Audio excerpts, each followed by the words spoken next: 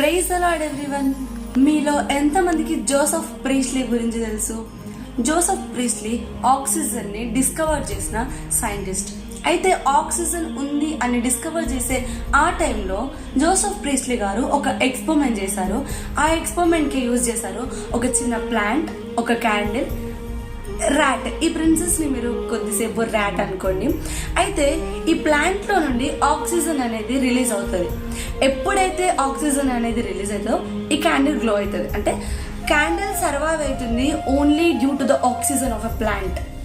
ఎప్పుడైతే ఈ candle glow అవుతుందో ఆక్సిజన్ వల్ల ఈ రెండింటిని రిసోర్స్ గా తీసుకొని ఈ ర్యాట్ అనేది సర్వైవ్ అవుతుంది.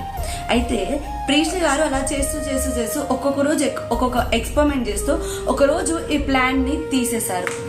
అయితే ప్లాంట్ ని తీసేసిన వెంటనే ఈ క్యాండిల్ గ్లో అనేది ఆగిపోయింది. ఇక్కడ మీరు గుర్తిస్తున్నారా?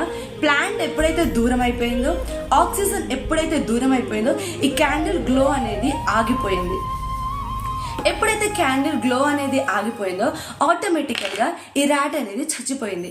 దీన్ని మీకు ఎందుకు ఇంత ప్రాక్టికల్ గా నేను చెప్తున్నానంటే, దేవుడు మన జీవితానికి వెలుగై ఉంటున్నాడు. 2వ దినవృత్తాంతములు 15వ అధ్యాయము 2వ వచనంలో ఒక మాట రాయబడింది.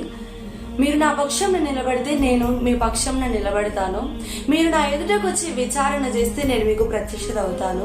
మీరు నన్ను విసర్జించినట్టయితే నేను మిమ్మల్ని విసర్జిస్తాను అని వ్రాయబడి ఉంది. ఇక్కడ ఈ ర్యాట్ అనగా మనము ఒక ప్రాణి. మనం ఎప్పుడైతే దేవుణ్ణి విసర్జిస్తామో, ఎప్పుడైతే దేవుని మనం పక్కన పెడతామో, అదే రీతిగా దేవుడు కూడా మనల్ని పక్కన పెట్టేస్తారు. దేవుడు మనల్ని విడిచిపెట్టిన ఆ క్షణమున మనము చచ్చిన వారితో సమానము. ఆత్మీయతలో చచ్చామంటే ఇంకా మనకు జీవితానికి విలువ అనేది ఉండదు. కాబట్టి ప్రతి ఒక్కరు దేవుడు మనతో ఉండాలి అని అంటే మొదట మనం దేవుని వైపు తిరగాలి. దేవుడు మనకు ప్రత్యక్షత ఇవ్వాలంటే మనం ఆయన దగ్గర విచారణ చేయాలి. మనల్ని దేవుడు విసర్జించకుండా దేవుడు మనతో స్నేహం చేయాలి అని అంటే మనం ఆయనను విసర్జించకుండా ఆయనతో మనము స్నేహం చేయాలి. Thank you everyone.